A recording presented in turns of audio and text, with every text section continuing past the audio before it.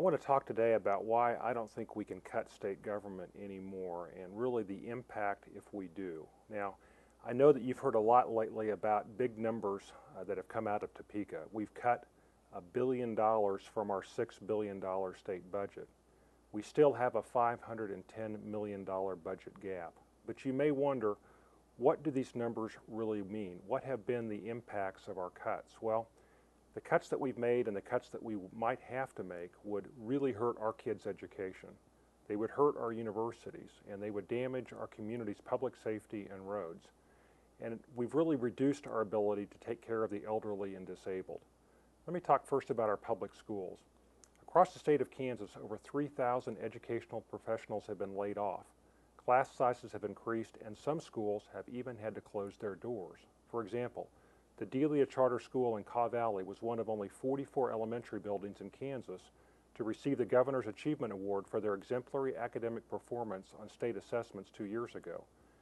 As a result of budget cuts, Delia Charter, a shining example of the directions all classrooms should be heading, is now closed, and the students have had to be relocated.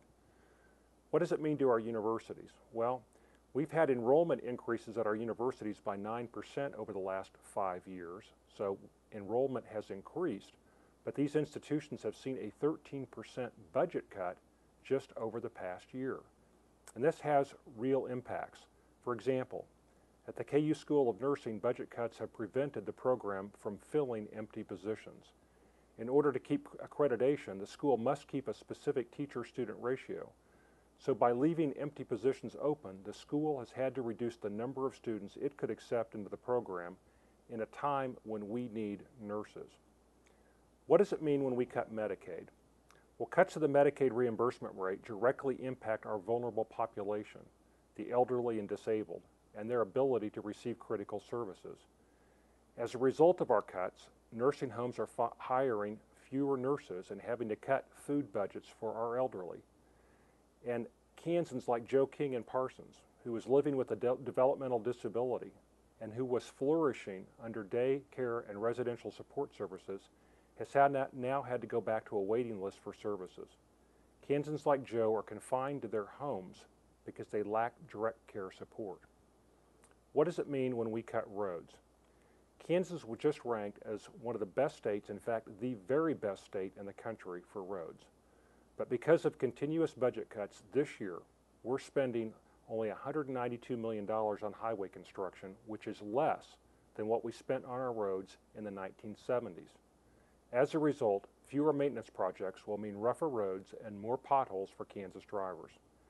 At the same time, many companies that choose to locate in Kansas because of our strong infrastructure may not come here.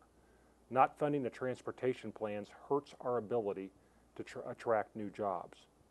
So here's my solution. I've proposed a responsible solution to raise the revenue so that we can stop cutting these programs. We need to do two things. First, we need to raise the cigarette tax to the national average. I don't see any reason why our tobacco tax would be less than what citizens are paying in other states. Unfortunately, that doesn't raise all the money we need. So we need a temporary 1-cent sales tax that would go away in 3 years. By having the sales tax for 3 years, it would provide us the revenue to fund our programs as we work our way out of the recession and solve our revenue problems. We must implement a temporary solution so that we can create lasting economic recovery. The only cost we cannot bear is the cost of doing nothing. And that's why I hope you'll do your part by telling your state legislators what the cuts really mean and why we need to stop cutting.